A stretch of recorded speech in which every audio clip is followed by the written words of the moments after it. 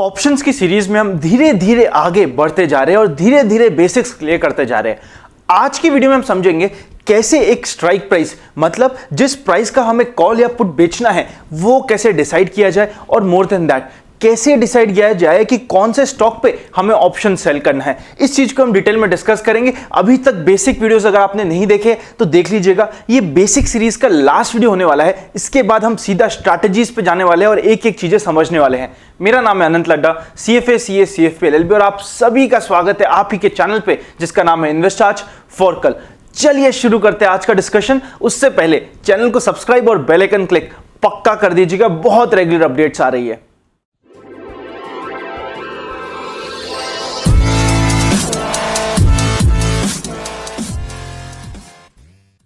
इससे पहले कि हम स्ट्राइक प्राइस और अंडरलाइंग स्टॉक का सिलेक्शन का डिसीजन करें और समझे कैसे सेलेक्ट किया जाता है, कुछ बेसिक चीजें समझनी जरूरी है। सबसे पहला, ये जो हमारी कंप्लीट सीरीज हो रही है ना ऑप्शंस की, चाहे वो कॉल पुट, ये कंप्लीट ऑप्शन की सीरीज, इस सीरीज के थ्रू अगर आप पैसा कमाना चाहते हो तो ये आपके लिए बेस्ट सीरीज है। लेकिन अगर आप चाह रहे हो कि आपके पास कुछ कॉम्प्लिकेटेड वर्ड्स, कुछ कॉम्प्लिकेटेड स्ट्रैटेजीज, जैसे कि डेल्टा न्यूट्रल हुआ, स्टैंडर्ड डिविएशन को कैसे इंपैक्ट करता है, या फिर ट्रिपल बैकवर्ड बटरफ्लाई, ऐसे कुछ कॉम्प्लिकेटेड वर्ड समझना चाह रहे हो और चाह रहे हो कि ऐसी कुछ कॉम्प्लिकेटेड स्ट्रैटेजीज जो सिर्फ बुक्स पे अच्छी लगती है और आपकी बुकिश नॉलेज बढ़ानी है, तो ये चैनल और ये सीरीज दोनों ही आपके लिए नहीं है। इस सीरीज में हम ऐसी कॉम्प्लिकेटेड स्ट्रैटेजीज जो खैर पढ़ने में बहुत अच्छी लगती है, अप्लाई करने में पॉसिबल ही नहीं हो पाती, और जब भी अप्लाई की जाती है लेके हम लॉस ही खाता है, रिटेल इन्वेस्टर्स लॉस खाता है, वो स्ट्रैटेजीज और वो कॉम्प्लिकेटेड चीजें हम इस कंप्लीट सीरीज से बाहर रखने वाले हैं। सो अगर आप उस उम्मीद से ये सीरीज देख रहे हो, सो अभी ही देखना छोड़ दीजिए। पर अगर आपका पर्पस है पैसा कमाना, कि कैसे पैसा कमाया जाए वो भी सिंपल स्ट्रैटेजीज के थ्रू, ये सीरीज आपके लिए बहुत इंटरेस्टिंग हो रही होगी और आने वाले समय में और इंटरेस्टिंग होती जाएगी।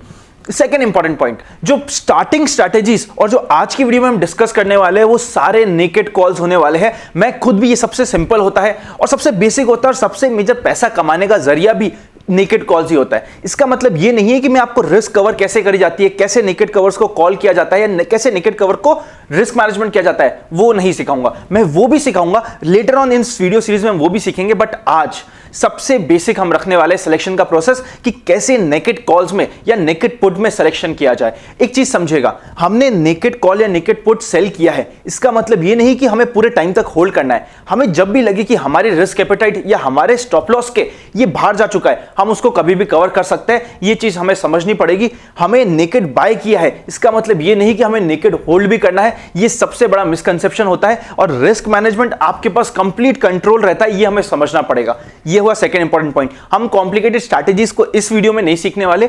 जो हम नेकेड कॉल्स होते हैं या नेकेड पुट्स होते हैं, उसको कैसे कवर किया जाए और कैसे उसका रिस्क मैनेजमेंट किया जाए, वो भी सीखेंगे, इस सीरीज में ही सीखेंगे, बट लेटर ऑन सीखेंगे। पहले हमें बेसिक बहुत क्लियर हो जाना चाहिए। आज भी इवन मैं जब ट्रेड करता हूं, 80% से ज्यादा हमारी स्ट्रैटेजीज जो होती है, 80% से ज्यादा जो कॉल्स होते हैं, वो मेजॉरिटी टाइम नेकेड ही रहते हैं। जो अच्छे सक्सेसफुल इन्वेस्टर्स है ऑप्शंस में, एक चीज समझिए, हमारी जो जनरेशन है ना, वो फर्स्ट जनरेशन ऑप्शन इन्वेस्टर्स बनने वाली है। क्या मतलब? जी हाँ दोस्तों, हम लोग फर्स्ट जनरेशन ऑप्शन इन्वेस्टर्स होने वाले हैं। अभी तक हम ऑप्शंस को सिर्फ एज अ रिस्क मैनेजमेंट ही यूज कर रहे थे। इन्वेस्टर्स हम ऑप्शंस के फर्स्ट जनरेशन में होने वाले हैं। हम लोग जो थर्ड जनरेशन इक्विटी इन्वेस्टर्स है, 7th जनरेशन हो गई है हमारे FD इन्वेस्टर्स को, और 10 जनरेशन से ऊपर हमारे प्रॉपर्टी में इन्वेस्टमेंट होती है। जितना टाइम और जितनी जनरेशन हम बिता चुके हैं हर एक इन्वेस्टमेंट क्राइटेरिया पे, उतना ही हमारा रिस्क और कंफर्ट लेवल बढ़ चुका है, उतना ही हमारा उस रिस्क को लेने में कंफर्ट आ चुका है। ये हमें समझना पड़ेगा, क्योंकि हम first time option as an investment सोचने की बात कर रहे हैं, या फर्स्ट और at max second generation option investors होने वाले हैं। हमारे बेसिक सॉलिड होना और बेसिक्स के फंडामेंटल्स एकदम क्रिस्टल क्लियर होना बहुत ज्यादा जरूरी है। इसीलिए हम स्टार्टिंग करेंगे नेकेड कॉल से, नेकेड पुट से, जो सबसे इंपॉर्टेंट होता है। और 70% टाइम आप भी इन दी एंड नेकेड ही इन्वेस्टमेंट करने वाले हो ऑप्शंस में, ये हमें समझना जरूरी है सेकेंड पॉइंट का। थर्ड इंपॉर्टेंट पॉइंट होता है, जो ऑप्शंस होता है ना, वो एक इंश्योरेंस कंपनी से काम करता है। एक एग्जांपल के लिए समझते हैं। समझिए, इंश्योरेंस कंपनी ड्राइवर्स का इंश्योरेंस दे रही है। जो अच्छा ड्राइवर होता होगा, जो ड्रिंक एंड ड्राइव नहीं करता, जिसकी कोई बीमारी नहीं है, उसको वो सस्ते में इंश्योरेंस दे देता है। पर जो खराब ड्राइवर होता है, जिसकी हिस्ट्री मेडिकल खराब होती है, उसको इंश्योरेंस कंपनी थोड़ा एक्स्ट्रा प्रीमियम लेती है। वही होता है ऑप्शंस में। हमारा फोकस, हमारा सिलेक्शन हमेशा अच्छी कंपनीज और सॉलिड बैकग्राउंड के साथ होना चाहिए। हमें जस्ट बिकॉज थोड़ा सा प्रीमियम ज्यादा मिल रहा है चीप ट्रिक्स के चक्कर में ऑप्शंस में नहीं फंसना है। ये हो गई ये 3 इंपॉर्टेंट बात जो बहुत ही ज्यादा जरूरी थी। इससे पहले हम डिसाइड करते और सिलेक्शन प्रोसेस पे जाते कि स्ट्राइक प्राइस कैसे सेलेक्ट करी जाए और शेयर कैसे सेलेक्ट करी जाए। अभी तक ना आपको बड़ा ही इजी रह रहा होगा। ये इजी है, सिंपल नहीं है, ये समझना पड़ेगा। इजी टू अप्लाई है प्रोवाइडेड मैं सीख चुका हूं। सो हमें इस चीज को धीरे धीरे सीखना है। इजी समझ के बिना पूरा सीखे हमें नहीं अप्लाई करना है। इजी हमने बनाया है, इसका मतलब ये नहीं कि सिंपल भी होने वाला है। सिंपल नहीं होगा, हमें चीजें ढंग से समझनी पड़ेगी। इससे पहले कि हम वापस से स्ट्राइक प्राइस पे चले, एक चीज फाइनल कंक्लूड करते हैं। कंक्लूजन में यह है कि जो नेकेड कॉल्स होता है, वो मैं नेकेड कॉल्स का क्यों बोल रहा हूं, उसके एडवांटेजेस क्या है, ये समझना जरूरी है। आपका नेकेड कॉल्स या नेकेड पुट्स पे कॉन्फिडेंस होना जरूरी है। नेकेड मतलब कि आपने सीधे बेच दिया, कॉल या पुट, स्ट्राइक प्राइस वो हम डिसाइड करेंगे या शेयर हम डिसाइड करेंगे, बट सिर्फ नेकेड ही बेच दिया। इस चीज पे कॉन्फिडेंस होना जरूरी है, तभी इस वीडियो के आगे वाले पार्ट को आप ढंग से समझ पाओगे।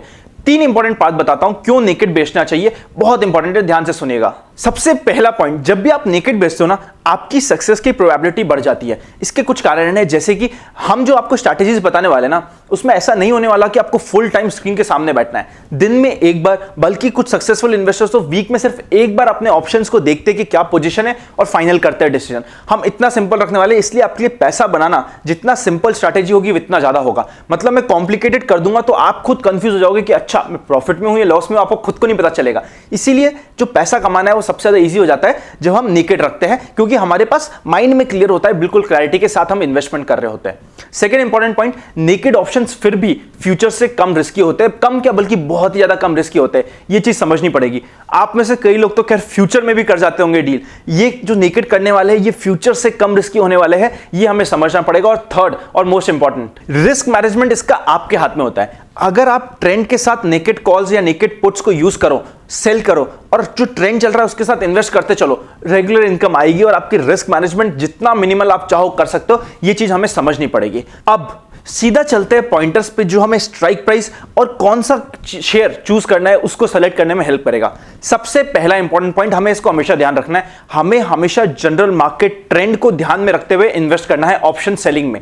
मतलब मार्केट हो तेजी का हम मंदी कर जाए, मार्केट हो मंदी का हम तेजी कर जाए, ये काम नहीं करना है। हमें हमेशा मार्केट ट्रेंड के साथ चलना है जब भी हम ऑप्शन सेल कर रहे हैं। ये rule number 1। Next important point होता है कि आपको अपना रिस्क पैरामीटर, जी हां दोस्तों, रिस्क पैरामीटर का ध्यान रखना है और रिस्क को प्रॉपर्ली मैनेज करना है। कैसे, एग्जांपल से समझते हैं। जब आप एसबीआई को हम एग्जांपल लेके चलेंगे कंप्लीट सीरीज में, ताकि एक शेयर के बेसिक प्राइस आपके दिमाग में भी हो और उसको आप जल्दी से समझ भी पाओ। समझिए आज के दिन एसबीआई एक स्ट्रॉन्ग सेक्टर को रिप्रेजेंट करता है। आप एसबीआई को बाय करना चाहते हो, ठीक है, किस रेट पे बाय करना चाह रहे हो? आज के दिन एसबीआई 180 है, आपने सोचा चल 180 नहीं, मैं 160 पे बाय करूंगा। सो आपको क्या करना है, 160 का पुट बेच देना है। ये आपका रिस्क पैरामीटर आप सेट कर रहे हो, 160 का पुट बेच देना। ये स्ट्रॉन्ग सेक्टर है, 90% चांस ये होगा कि ये 180 से 160 टूटेगा ही नहीं। क्यों? क्योंकि ये स्ट्रॉन्ग सेक्टर है। और बाय चांस अगर ये 160 के नीचे चले जाए, तब आपकी वो फेवरेबल प्राइस आ गई जिसमें आपको बाय करने के लिए रेडी हो, तो आपको शेयर बाय करना है, पुट को क्लोज करना है और प्रॉफिट और लॉस नलीफाई हो जाएगा। मतलब आपको एक जो सोच लेना है कि किस प्राइस पे आप बाय करने के लिए रेडी हो, किस प्राइस पे सेल करने के लिए रेडी हो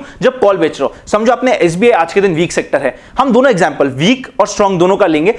अब समझिए कि एसबीआई आज वीक सेक्टर है, आपने 200 रुपए का कॉल बेच दिया।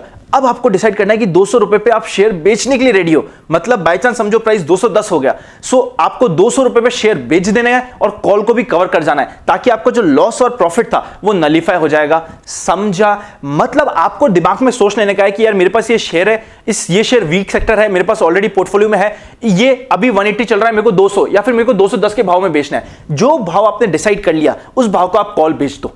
और बाय चांस 210 में आप वैसे भी खुश हो ना, 210 का जो प्रॉफिट आया उसमें खुश हो, सो 210 में अपन बेच देंगे वो शेयर और हम मेक श्योर करेंगे कि हम रिस्क मैनेजमेंट प्रॉपर्ली कर रहे हैं।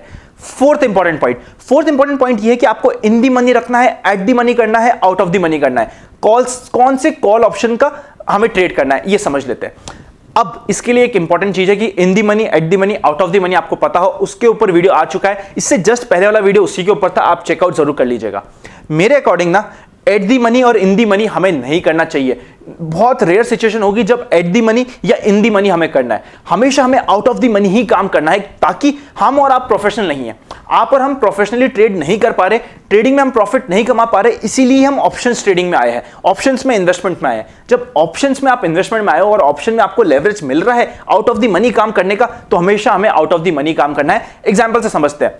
एसबीआई आज के दिन वीक शेयर है, वीक शेयर है, इसीलिए मैंने सोच लिया कि यार मैं 200 रुपए का कॉल बेच देता हूं। आज एसबीआई का भाव 180 चल रहा है, 200 रुपए का मैंने कॉल बेचा, मतलब 180 था प्राइस। सबसे पहले उसको 200 रुपए जाना पड़ेगा, उसके ऊपर जाएगा तब जाके मैं लॉस में आऊंगा हमेशा। इसीलिए हमारे पास जो 20 रुपए का क्वेश्चन आ गया, क्योंकि मैंने आउट ऑफ द मनी बेचा है कॉल, वो हमें यूज करना है और हमेशा आउट ऑफ द मनी ही काम करना है, ताकि हमारी रिस्क बहुत कम हो जाए। हम आपको ऑप्शन में ट्रेडिंग की स्ट्रैटेजीज देंगे, बट हमें रिस्क मिनिमाइज करके ध्यान रखना है, इसलिए हमेशा out of the money options में ही आपको काम करना है। ये हुआ नेक्स्ट इंपॉर्टेंट पॉइंट।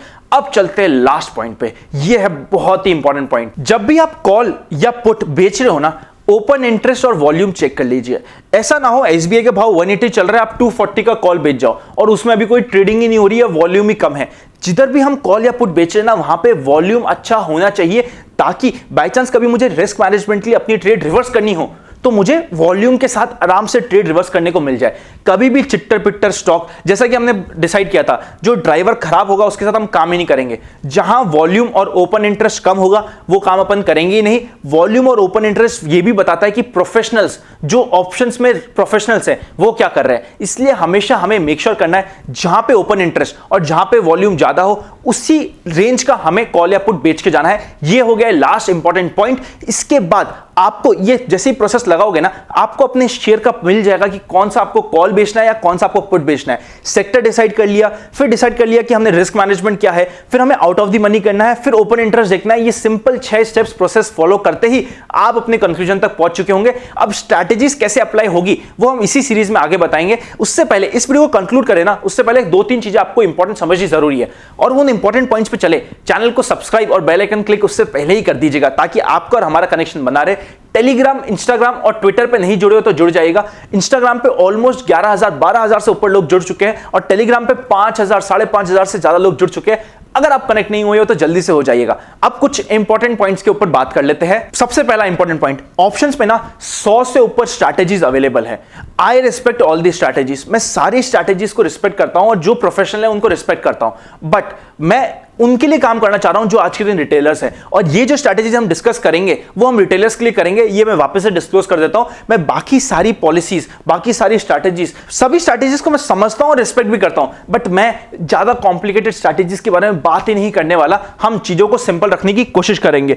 दूसरी इंपॉर्टेंट चीज, जो हमारा एक्सपीरियंस बोलता है, बेस्ड ऑन हमारे पास experience, papa has been in this field from 25 years, जब भी रिटेल इन्वेस्टर्स ने ज्यादा कॉम्प्लिकेटेड स्ट्रैटेजी अप्लाई करी है ना, जो स्ट्रैटेजी आप अपनी वाइफ को और अपने बच्चों को नहीं समझा सको, वो आपको अप्लाई नहीं करनी चाहिए। जब तक स्ट्रैटेजी आपके लिए सिंपल नहीं हो, उससे पैसा कमाना आपके लिए डिफिकल्ट होने वाला है। इसीलिए मैं आपके लिए ये चीज सिंपल रखने वाला हूं। ये 2 इंपॉर्टेंट पॉइंट आपको ध्यान रखना है कि हम सिंपल रखेंगे। अगर आप एजुकेशन पर्पस के लिए बहुत कॉम्प्लिकेटेड स्ट्रैटेजीज के नाम एक्सपेक्ट कर रहे थे इस सीरीज में, तो वो आपके साथ नहीं होने वाला है। ये चीज आपको ध्यान रखनी होगी। अभी भी अगर आप ना, आपका डीमैट अकाउंट नहीं है और आप डीमैट अकाउंट खुलाना चाहते हो किसी डिस्काउंट ब्रोकर के साथ, डिस्क्रिप्शन में लिंक है, चाहे वो एंजल ब्रोकिंग हो, चाहे वो जीरोधा हो, सभी के लिंक डिस्क्रिप्शन में, आप डायरेक्ट खुला सकते हैं। अगर आप चाहते हैं कि हम आपका professionally mutual fund portfolio, financial planning properly करें, या आपको टर्म इंश्योरेंस या हेल्थ इंश्योरेंस रिलेटेड कोई भी इंफॉर्मेशन चाहिए, हर एक चीज का अलग हेल्पलाइन नंबर डिस्क्रिप्शन में दे रखा है, आप कनेक्ट कर सकते हैं। मिलेंगे नेक्स्ट वीडियो में, तब तक हैप्पी इन्वेस्टिंग। इस वीडियो को और ये कंप्लीट सीरीज को प्लीज अपने दोस्तों के साथ शेयर कीजिए और हमें ग्रो करने में मदद कीजिए, और ताकि हम आपके लिए और अच्छा कंटेंट और अच्छी चीजें लाते रहे। ये आप ही की फैमिली है जो इन्वेस्ट आज फॉर कल की है। इस फैमिली को ग्रो करने में हेल्प कीजिए और मेक श्योर कीजिए कि आप इस वीडियोस को पक्का अपने दोस्तों के साथ शेयर करें। मिलेंगे नेक्स्ट वीडियो में, तब तक happy investing, stay safe, stay home. इस सीरीज को पूरा कंप्लीट करने से पहले ट्रेड करना स्टार्ट मत कीजिएगा। पूरा धीरे धीरे हम समझ जाए, फिर मैं खुद आपको रेडी टू गो ऑप्शन दे दूंगा कि अब आप ट्रेड करने के लिए रेडी हो और अब आप ट्रेड कर सकते हो। मिलेंगे नेक्स्ट वीडियो में बहुत ही जल्दी। सी यू वेरी सून।